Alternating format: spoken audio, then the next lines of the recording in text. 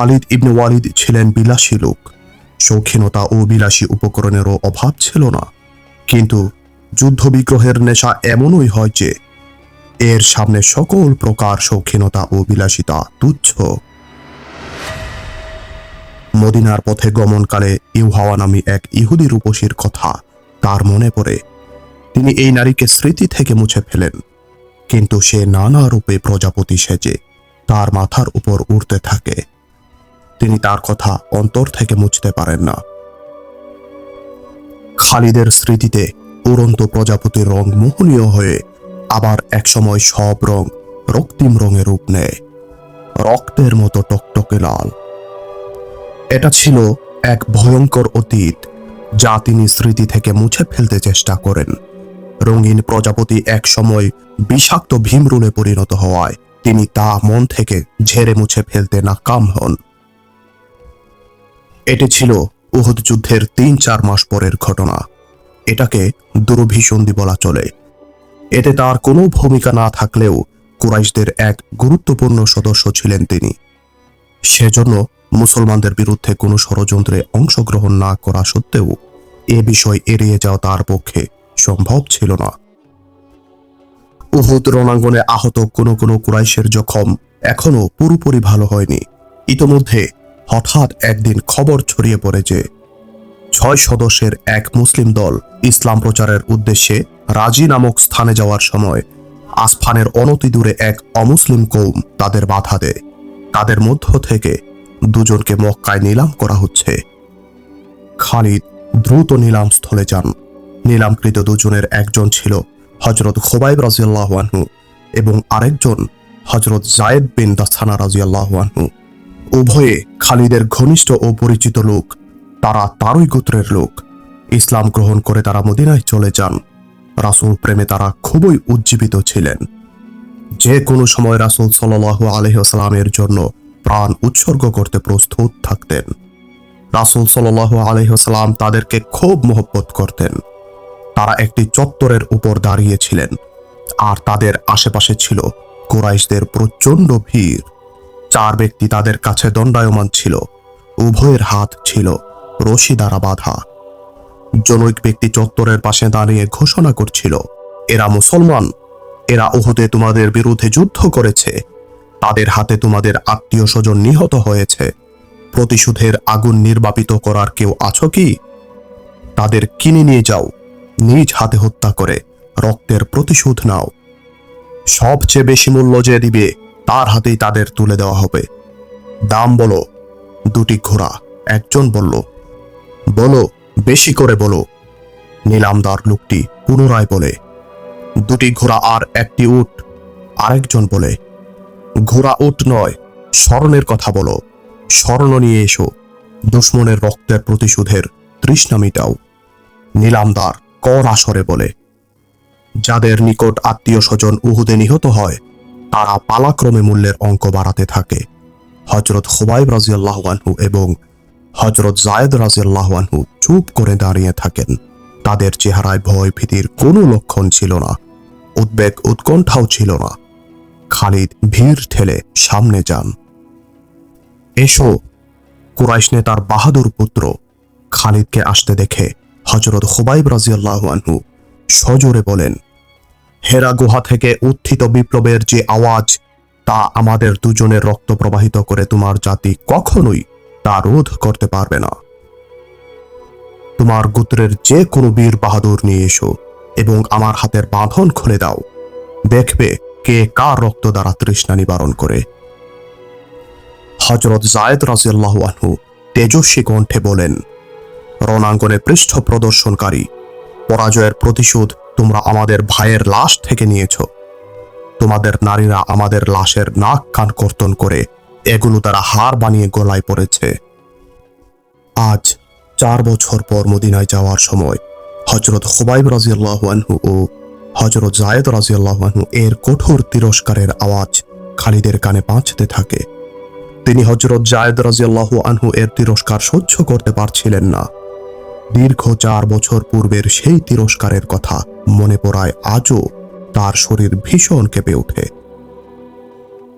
সাথে সাথে তার স্মরণ হয় আবু সুফিয়ানের স্ত্রী হিন্দার পৈশাচিক অমানবিক আচরণের লোমহর্ষক দৃশ্য। হিন্দা প্রতিশোধ পরায়ণ হয়ে হযরত হামজা রাদিয়াল্লাহু আনহু এর কলিজা বের করে এনে মুখে পুরে চিবিয়ে পরে উগরে দেয়।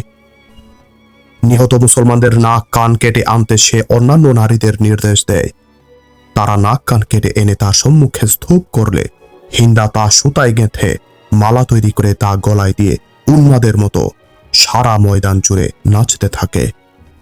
এ দৃশ্য তার স্বামী আবু সুফিয়ানের আদৌ পছন্দনীয় ছিল না, আর খালিদ তো ঘৃণায় মুখ ঘুরিয়ে নেন। ৩-৪ মাস পর গ্রেফতারকৃত এবং হাত বাঁধা দু মুসলমান তাকে তিরস্কারের পর তিরস্কার করে চলছিল। খালিদ এই ঘৃণ্য পন্থায় প্রতিশোধ গ্রহণের পক্ষপাতী ছিলেন না। তিনি সেখান থেকে চলে আসেন এবং ভিড়ের মধ্যে হারিয়ে যান। যারা দু মুসলমানকে গ্রেফতার করে নিয়ে আসে, ঘটনাক্রমে তাদের একজনের সাথে খালিদের সাক্ষাৎ হয়ে যায়। খালিদ তাকে জিজ্ঞাসা করেন, তাদের কিভাবে বন্দী করা হলো? আল্লাহর কসম, লোকটি বলে, তোমরা চাইলে তাদের রাসূলকেও বন্দী করে এই নিলামস্থলে নিয়ে আসতে পারি। যা কোনো কালেও পারবে না, তা নিয়ে কসম করো না। খালিদ বলেন, তাদেরকে বন্দী করার বিস্তারিত তথ্য আমাকে জানাও। লোকটি বলতে থাকে, তারা ছিল 6 জন। আমরা উহুদে নিহতদের প্রতিশোধ গ্রহণ করেছি। ভবিষ্যতেও এ ধারা যথারীতি অব্যাহত থাকবে। আমাদের কওমের কয়েকজন লোক মদিনায় মুহাম্মদের নিকট গিয়ে ইসলাম গ্রহণ করতে এসেছে বলে জানায়। তারা তাদের একথাও জানায়, তাদের গোত্রের সমস্ত লোক ইসলাম গ্রহণ করতে আগ্রহী, কিন্তু তাদের সকলের পক্ষে মদিনায় আসা সম্ভব নয়। তারা মুহাম্মদের কাছে বিনীত অনুরোধ করে যেন তাদের সাথে কয়েকজন মুসলমান প্রেরণ করেন, যারা গোত্রের সবাইকে মুসলমান করবে এবং তাদের ধর্মীয় দীক্ষায় দীক্ষিত করতে কিছুদিন সেখানে অবস্থান করবে। আমাদের লোকেরা 6 জন মুসলমানকে নিয়ে আসতে সক্ষম হয়। তারা আসতে থাকে। এদিকে আমাদের সর্দার শারজা বিন মুকিস 100 সৈন্য রাজি নামক স্থানে প্রেরণ করে। মুসলিম দলটি এ স্থানে পৌঁছা মাত্রই আমাদের 100 সৈন্য তাদের ঘিরে ফেলে। তুমি হতবাক হয়ে যাবে যে তারা সংখ্যায় 6 জন হওয়া সত্ত্বেও 100 সৈন্যের মোকাবিলায় তারা প্রস্তুত হয়ে যায়। কিছুক্ষণ যুদ্ধ চলে। সংঘর্ষে 3 জন নিহত হয় এবং অন্য 3 জন হয় বন্দী। তাদের হাত রশি দিয়ে বাঁধা হয়। আমাদের সর্দার নির্দেশ দেয় যে এরা মদিনার প্রতারিত মুসলমান, তাদেরকে মক্কায় নিয়ে গিয়ে প্রতিশোধ ইচ্ছুকদের নিকট উচ্চ মূল্যে বিক্রি করে দেব। আমরা 3 জনকে মক্কায় নিয়ে আসছিলাম। প্রতিমধ্যে একজন কৌশলে বন্ধনমুক্ত হয়ে যায়, কিন্তু আশ্চর্যের বিষয় হলো সে মুক্ত হয়ে পালায়নি, বরং অস্ত্রহীন থাকায় ভেলকিবাজির মতো আমাদেরই একজনের তরবারি কেড়ে নিয়ে চোখের পলকে আক্রমণ করে আমাদের 2 ব্যক্তিকে হত্যা করে। এত মানুষের সাথে কতক্ষণই বা লড়তে পারে? একসময় সে মারা যায়। আমরা তাকে কেটে টুকরো টুকরো করেছি। এরা 2 জন রয়ে যায়। আমরা তাদের হাত আরো শক্ত করে বেঁধে নিয়ে এসেছি। তোমরা তো খুবই খুশি, ওয়ালিদ তিরস্কারের ভঙ্গিতে তাকে বলে। কিন্তু মুহাম্মদ এ ঘটনাকে কি করে মেনে নেবে? কুরাইশ এবং তাদের মিত্র গোত্র এমন কাপুরুষ হয়ে গেছে যে তারা এখন ধোঁকা এবং 6 জনের মোকাবিলায় 100 জন দ্বারা লড়াই শুরু করেছে। ঘৃণ্য এই প্রতারণামূলক গল্প শোনাতে তোমার একটু লজ্জা হয়নি? 100 সৈন্য কি তাদের দুগ্ধ পানকারিনী মাকে শর্মিন্দা করেনি? ওয়ালিদের পুত্র, তুমি রণাঙ্গনে মুসলমানদের কি করতে পেরেছিলে? লোকটি খালিদকে বলে, তোমরা কি মুহাম্মদের শক্তির মোকাবিলা করতে পারো? এদের 1000 কুরাইশ মাত্র 313 জনের হাতে চরমভাবে মার খেয়ে আসে। উহুদের যুদ্ধে মুহাম্মদের অনুসারী সংখ্যা কত ছিল? 700 থেকে কম বেশি নয়। অপরদিকে কুরাইশরা কতজন ছিল? হাজার হাজার। শোনো খালিদ, মুহাম্মদের কাছে জাদু আছে। যেখানে জাদুর ভেলকিবাজি চলে সেখানে তরবারি চলে না। তাহলে তোমাদের তরবারি কিভাবে চলল? খালিদ পাল্টা প্রশ্ন করে। যদি মুহাম্মদের কাছে সত্যিই জাদু থাকে, তাহলে সে তোমাদের সর্দার শারজার প্রতারণার ফাঁদে কিভাবে পড়ল? 4 ব্যক্তিকে তোমরা কি করে হত্যা করলে? গ্রেফতারকৃত এ 2 জনকে মুহাম্মদ কেন জাদুর দ্বারায় ছাড়িয়ে নেয় না? কেন মুক্ত করতে পারছে না? জাদুটোনা কিছু নয়, আসল কথা হলো তোমরা যার মোকাবিলার সাহস রাখো না তাকে জাদু বলে পাশ কাটিয়ে যাও। লোকটি বলে, আমরা জাদু দ্বারা জাদু কেটেছি। আমাদের কাছে ইহুদি জাদুকর এসেছিল, তাদের সাথে 3 জন মহিলা জাদুকরও ছিল। এদের একজনের নাম ইউহাওয়া। আমরা তাদের জাদুর নৈপুণ্য স্বচক্ষে প্রত্যক্ষ করেছি। আমরা দেখেছি ঘন ঝোপ থেকে একটি বর্ষা বেরিয়ে আসে, বর্ষাটি নিজে নিজেই আবার ফিরে যায় এবং সাপ হয়ে আবার বেরিয়ে আসে, একটু পরে পুনরায় ঘন জঙ্গলে চলে যায়। একদিকে ঘোড়া রাস্তা অতিক্রম করতে থাকে আর অন্যদিকে খালিদের স্মৃতির পৃষ্ঠা উল্টাতে থাকে। তিনি বেদনামাখা অতীত সম্মুখে আনতে চান না, কিন্তু বিষাক্ত ভীমরুলের ন্যায় অতীত তার স্মৃতিপটে ভাসতে থাকে। তার স্মৃতির পর্দায় ইউহাওয়ার ছবি ভেসে ওঠে। সে জাদুকর ছিল কিনা সে ব্যাপারে তিনি অনিশ্চিত, তবে তার রূপে, অঙ্গের ভাঁজে ভাঁজে মুচকি হাসি এবং আলাপের ভঙ্গিতে অবশ্যই জাদু ছিল।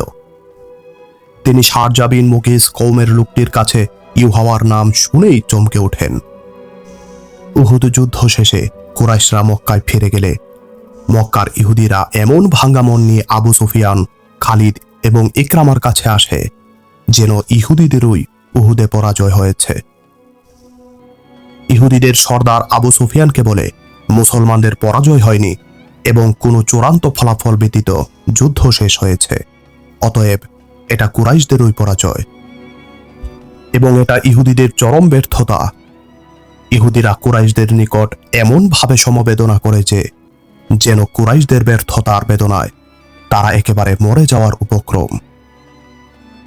এ সময় ইউহাওয়ার সঙ্গে খালিদের প্রথম সাক্ষাৎ হয়। তিনি তার অশ্বকে পায়চারি করানোর জন্য আবাসিক এলাকার বাইরে গিয়েছিলেন। ফিরে আসার সময় রাস্তায় ইউহাওয়ার সাথে সাক্ষাৎ হয়। ইউহাওয়ার মুচকি হাসি তাকে থামিয়ে দেয়। আমি মানতে পারছি না যে ওয়ালিদের পুত্র যুদ্ধ থেকে ব্যর্থ হয়ে ফিরে এসেছে। ইউহাওয়া মুখে এ কথা বলতে বলতে খালিদের অশ্বের গলায় হাত বুলাতে থাকে। আরও বলে, ওই ঘোড়া আমার খুবই প্রিয়, যা মুসলমানদের বিরুদ্ধে লড়তে গিয়েছিল।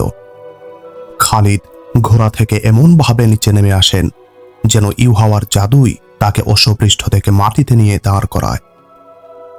এর চেয়ে ব্যর্থতা আর কি হতে পারে যে তোমরা মুসলমানদের পরাস্ত করতে পারোনি। ইউহাওয়া বলে, তোমাদের পরাজয় মানেই আমাদের পরাজয়। এখন আমরা তোমাদের সঙ্গ দিব বটে, কিন্তু আমরা সাথে থাকলেও তোমরা আমাদের দেখা পাবে না। খালিদ অনুভব করেন তার জবান কেমন যেন জড়িয়ে যাচ্ছে। তরবারি বর্ষা এবং তীরের আঘাত মোকাবিলায় নিপুণ খালিদ ইউহাওয়ার মুচকি হাসির মোকাবিলা করতে পারছে না। খালিদ অবাক হয়ে জিজ্ঞাসা করেন, ইহুদিরা যদি রণাঙ্গনে আমাদের সাথেই না থাকে তাহলে তাদের দ্বারা আমাদের আর কি কাজ হবে? তোমার কি মানুষের দেহে শুধু তীরই বিদ্ধ হয় বলে মনে হয়? ইউহাওয়া দার্শনিক ভঙ্গিতে বলেন, তুমি কি জানো নারীর অধরের এক চিলতে হাসি তোমার মতো বীর বাহাদুরের হাত থেকে তরবারি ফেলে দিতে পারে? খালিদ তাকে কিছু প্রশ্ন করতে চান, কিন্তু সুযোগ পান না। ইউহাওয়া তার নয়নে নয়ন রাখে এবং অধরে ফুলের পাপড়ির মতো মুচকি হাসির ঝলক তুলে চলে যায়। খালিদ অপলক নেত্রে তার যাওয়ার পথে চেয়ে থাকেন। শত চেষ্টা করেও চোখ ফেরাতে পারেন না। তিনি স্বীয় দেহে এক ধরনের শিহরণ অনুভব করেন। কিংকর্তব্য বিমূঢ় হয়ে থাকেন কিছুক্ষণ। এক সময় তার অশ্বটি মাটিতে খোরাঘাত করলে তিনি বাস্তব জগতে ফিরে আসেন। তিনি দ্রুত ঘোড়া ছুটিয়ে দেন। কিছু দূর এসে পিছনে তাকিয়ে দেখেন ইউহাওয়া ঠায় দাঁড়িয়ে তার দিকে এক দৃষ্টে তাকিয়ে আছে। 4 চোখের মিলন ঘটলে ইউহাওয়া বিদায়ের ভঙ্গিতে হাত নাড়ায়। নিলামকৃত মুসলমানদের প্রতারণামূলক আটকের কথা এবং এর সাথে ইউহাওয়ার জড়িত থাকার কথা জানতে পেরে খালিদ এ রহস্য উদ্ধারে আগ্রহী হয়ে ওঠেন যে ইউহাওয়া তার এ জাদু কি করে কার্যকর করল। হঠাৎ করে তারই গোত্রের এক নেতাগুচ্ছের লোকের সাথে তার দেখা হয়। সেই তাকে পুরো ঘটনা আদ্যপান্ত বলেছেন। 3-4 জন নেতৃস্থানীয় ইহুদি ইউহাওয়া সহ অন্য 3 ইহুদিকে নিয়ে শারজা বিন মুগিসের নিকট যায়।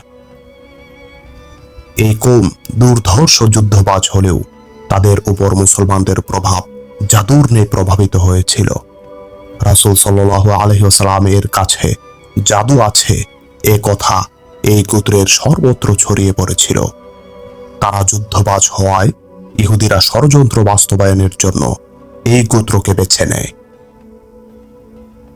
ইহুদি জাতিটা খুবই বিচক্ষণ এবং দূরদর্শী। তারা চিন্তা করে মুসলমানদের জাদুর ধারণা এভাবে ছড়াতে থাকলে অন্যান্য গোত্রেও তার প্রভাব দেখা দিবে। এটা ঠেকাতেই মূলত ইহুদিরা গোত্রপ্রধান শারজার নিকট যায়। তাকে বিভিন্ন যুক্তি তর্কে এই ধারণা ভিত্তিহীন ও অসত্য বলে বোঝাতে চেষ্টা করে, কিন্তু শারজা তাদের কথা বিশ্বাস করে না। ইহুদিদের অনুরোধে শারজা একটি খোলা ময়দানে রাতে তাদের পানাহারের ব্যবস্থা করে। ইহুদি অতিথিরা ধন্যবাদ স্বরূপ মেজবানদের শরাব পান করায়। শারজা সহ নেতৃস্থানীয় লোকদের শরাব ছিল উন্নত মানের। তাতে ইহুদিরা আরব হাশিশ নামক নেশাজাতীয় দ্রব্য মিশিয়ে দেয়। এরপর ইহুদিরা কিছু ভেলকিবাজিও দেখায়। ইউহাওয়া তার রূপের জাদু চালাতেও ত্রুটি করেনি। তাকে উপলক্ষ করে একটি নৃত্যানুষ্ঠানেরও আয়োজন করা হয়। অনুষ্ঠানে ইউহাওয়া প্রায় অর্ধ উলঙ্গ ছিল। নাম মাত্র তার কমনীয় শরীরে পোশাক ছিল। নাচতে নাচতে এক সময় এ অর্ধ উলঙ্গ পোশাকটুকু শরীর থেকে খসে পড়ে। ইহুদিরা প্রযোজকও সঙ্গে নিয়ে গিয়েছিল। পরের দিন শারজার চোখ খুললে সে এইমাত্র কোনো সুন্দর স্বপ্ন দেখে জাগ্রত হয়েছে বলে তার মনে হয়। মুসলমানদের সম্পর্কে তার পূর্ব ধারণাও বদলে গিয়েছিল। অল্পক্ষণ পর গোত্রের অন্যান্য নেতাদের সাথে সে ইহুদিদের কাছে বসা ছিল। ইউহাওয়াও সেখানে ছিল। শারজা তাকে দেখেই অস্থির হয়ে ওঠে। হুড়মুড় করে উঠে গিয়ে ইউহাওয়ার হাত ধরে নিচের পাশে এনে বসায়। শত্রুকে খোলা ময়দানে ডেকে এনে পরাস্ত করতে হবে, এটা মোটেও আবশ্যক নয়। এক ইহুদি বলে, আমরা মুসলমানদেরকে অন্য উপায়েও নিঃশেষ করে দিতে পারি।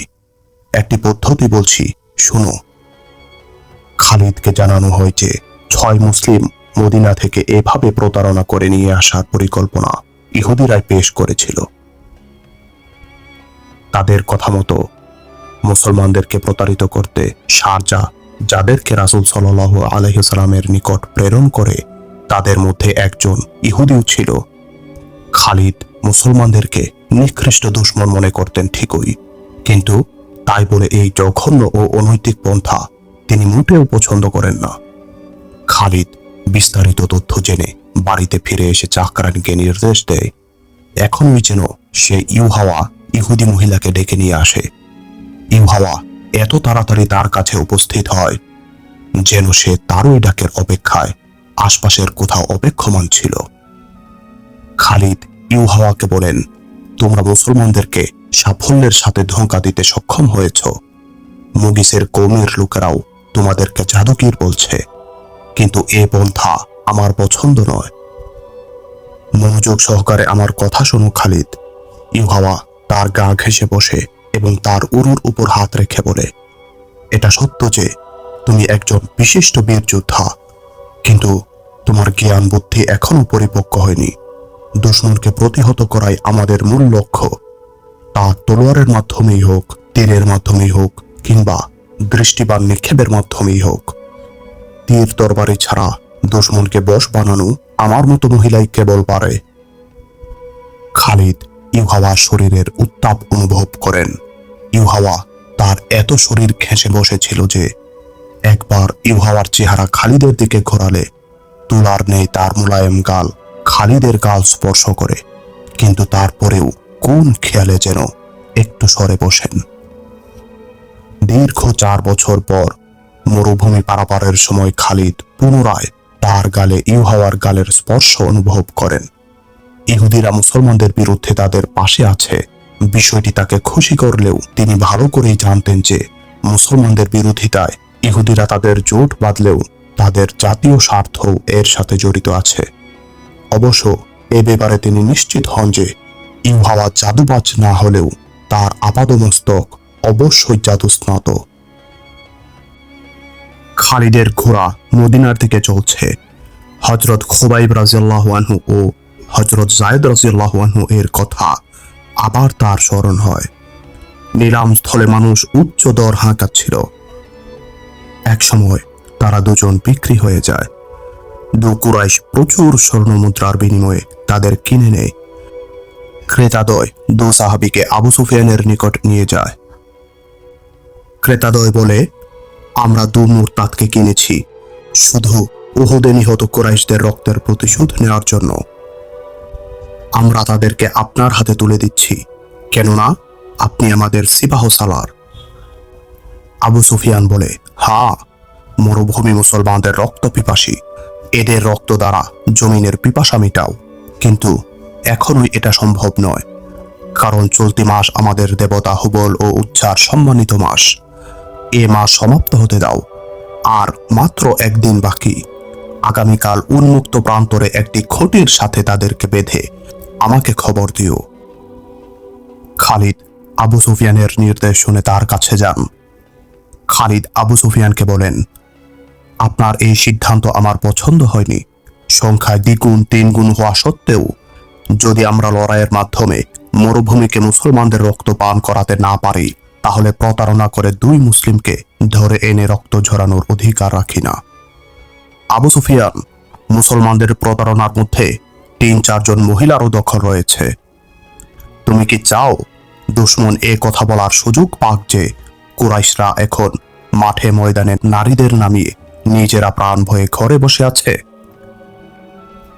গভীর কণ্ঠে আবু সুফিয়ান বলেন, খালিদ, খুবাইব এবং যায়েদকে আমিও একসময় তোমার মতো কাছের মনে করতাম। তুমি এখনো তাদের আগের দৃষ্টিতেই দেখছো, অথচ তুমি ভুলে গেছো যে তারা এখন আমাদের প্রাণের দুশমনে পরিণত হয়েছে। একান্তই যদি তাদেরকে মুক্ত করতে চাও, তাহলে দ্বিগুণ স্বর্ণের বিনিময়ে ক্রেতাদের কাছ থেকে তাদেরকে মুক্ত করে নিয়ে যাও। না, আমি এটা হতে দিব না।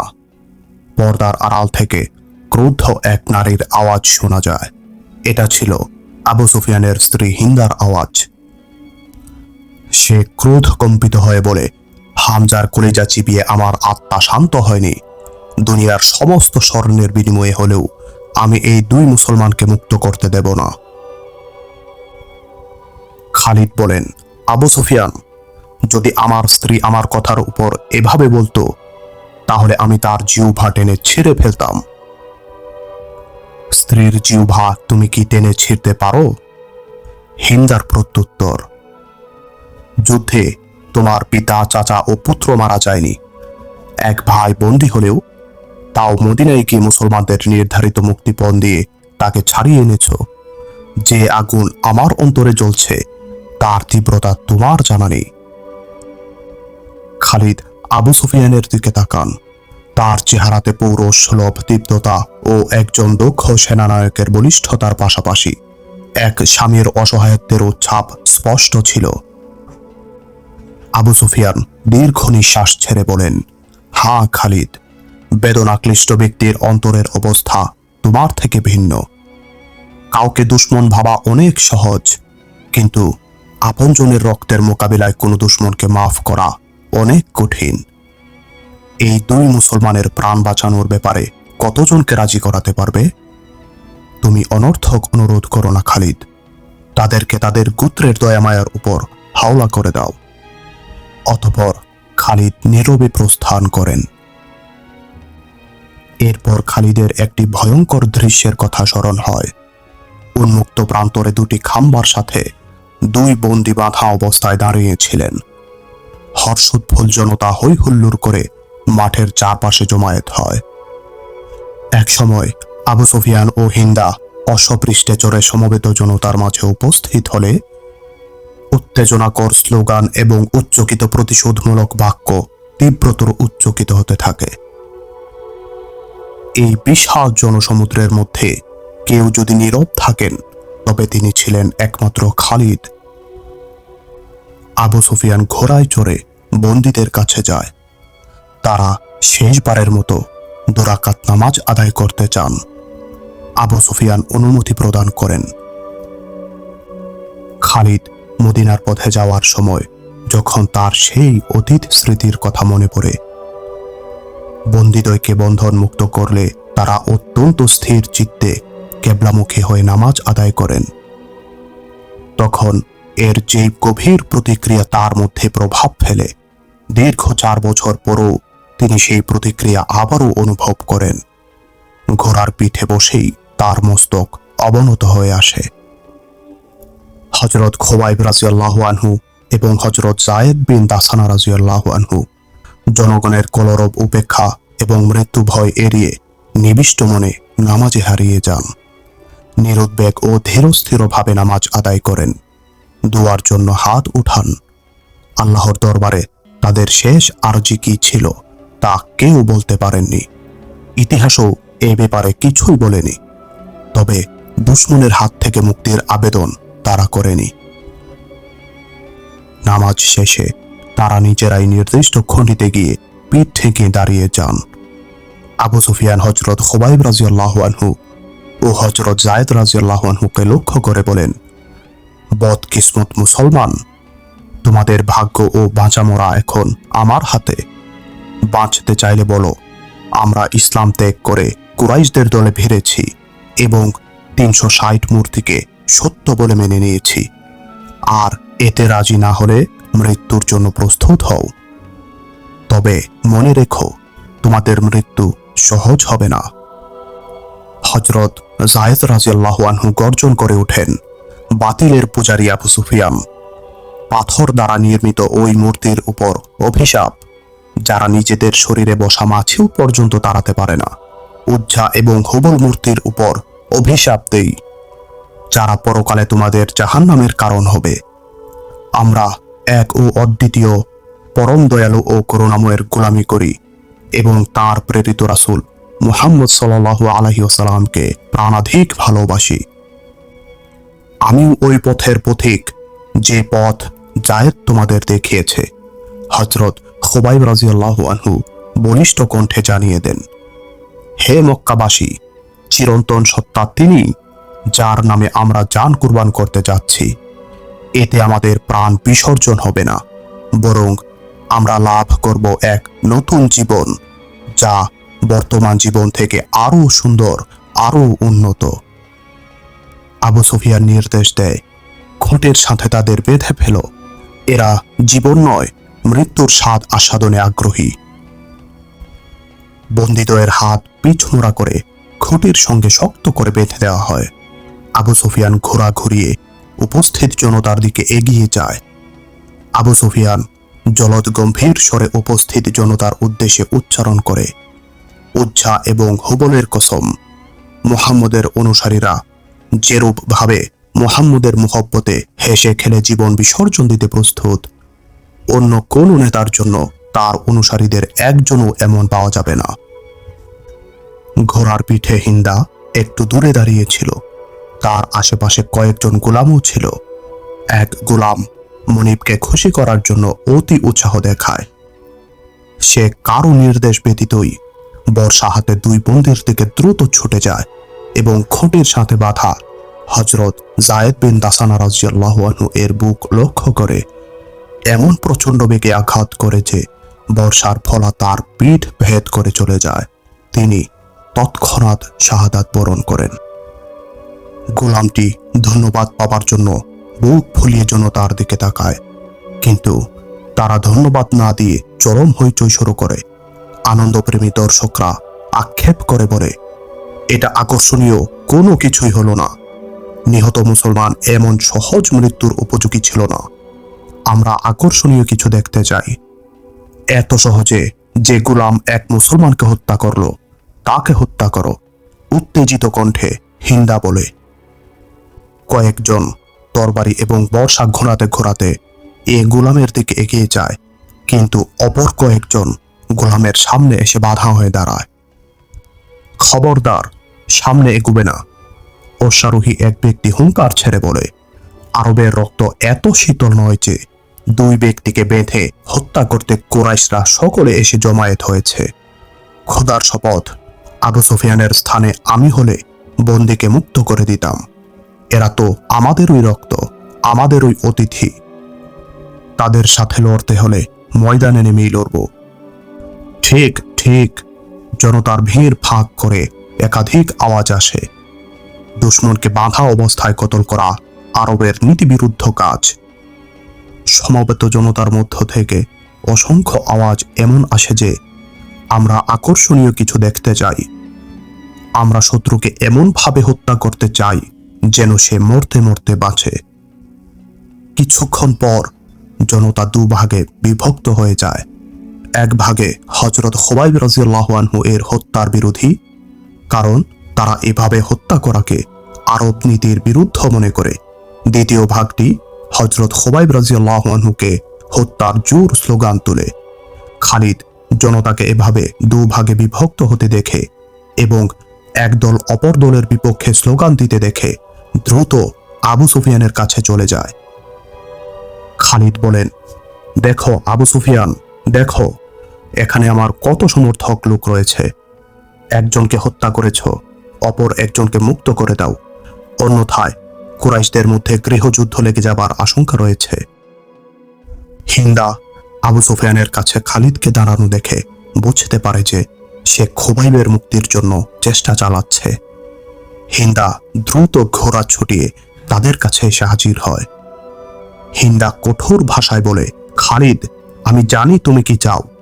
আবু সুফিয়ানকে তুমি নেতা বলে স্বীকার করো না, না করলে এখান থেকে চলে যাও। আমার পরিকল্পনা বাস্তবায়িত হবেই। আবু সুফিয়ান বলে, খালিদ, আমার সিদ্ধান্ত সঠিক না হলেও তা বাস্তবায়িত হতে দাও। এখন সিদ্ধান্ত প্রত্যাহার করে নিলে সেটা হবে আমার দুর্বলতার বহিঃপ্রকাশ। এরপর মানুষ আমার প্রতিটি নির্দেশের সাথে সাথে তা প্রত্যাহারেরও ধারণা রাখবে। মদিনার যাত্রাপথে এসব স্মরণ হওয়ার সাথে সাথে তার আফসোসও হয় যে তিনি কেন সেদিন আবু সুফিয়ানের সিদ্ধান্ত মেনে নেন। খালিদের বিশেষ একটি গুণ ছিল সুশৃঙ্খল সৈন্য পরিচালনা এবং নেতার প্রতি আনুগত্য। সেদিন তিনি বুকে পাথর বেঁধে আবু সুফিয়ানের সিদ্ধান্ত শুধু এই কারণেই মেনে নেন যে যাতে কুরাইশদের মধ্যে সিদ্ধান্ত পরিবর্তনের ধারা তার থেকে চালু না হয়। মক্কাবাসী দু শিবিরে বিভক্ত জনতাকে লক্ষ্য করে আবু সুফিয়ান উচ্চ কণ্ঠে বলে, দুজন মুসলিম হত্যার প্রশ্নে যদি এখানে আমরা এভাবে দু শিবিরে বিভক্ত হয়ে যাই, তাহলে রণাঙ্গনেও যে কোনো সাধারণ বিষয় নিয়ে আমরা দ্বিধা বিভক্ত হয়ে যেতে পারি। তখন শত্রুরাই বিজয় হবে। যদি নেতার আনুগত্য করতে এভাবে সরে যাও, তাহলে তোমাদের পরিণাম হবে ভয়াবহ। জনতার হইচই ও উত্তেজনা কিছুটা হ্রাস পায়, তবে সে কয়েকজন নেতাকে মুখ ভার করে ফিরে যেতে দেখে। নেতাদের পিছু পিছু অনেক দর্শকও বাড়ি চলে যেতে থাকে। অবশ্য খালিদও এখানে থাকতে সম্মত নন।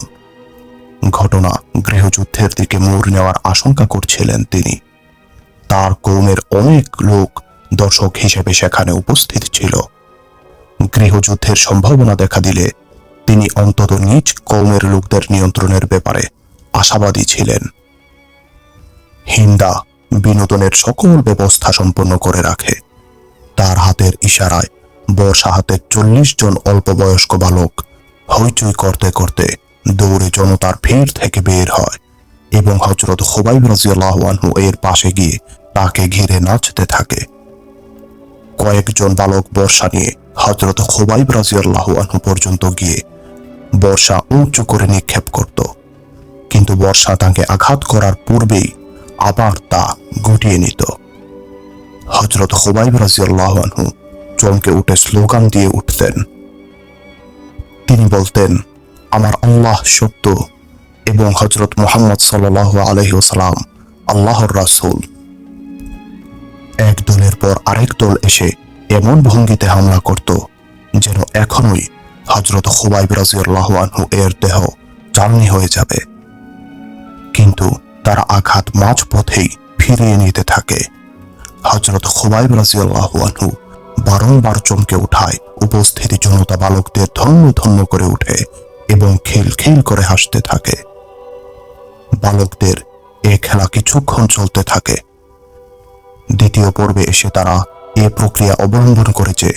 বর্ষা এভাবে মারে যে বল্লমের ফলা হযরত খুবাইব রাদিয়াল্লাহু আনহু এর চামড়া সামান্য ভেদ করে। দীর্ঘক্ষণ এ ধারা চলতে থাকে। দর্শকরা ধন্যবাদ জানাতো আর হযরত খুবাইব রাদিয়াল্লাহু আনহু আল্লাহু আকবার মুহাম্মদুর রাসূলুল্লাহ সাল্লাল্লাহু আলাইহি ওয়াসাল্লাম বলতে থাকতেন। এরই মধ্যে হযরত খুবাইব রাদিয়াল্লাহু আনহু এর পরিধেয় বস্ত্র রক্তে লাল হয়ে যায়। আবু জাহেল তনয় ইকরামা বর্শা হাতে বালকদের কাছে যায় এবং তাদেরকে বিভিন্ন কলা কৌশল শিখাতে থাকে।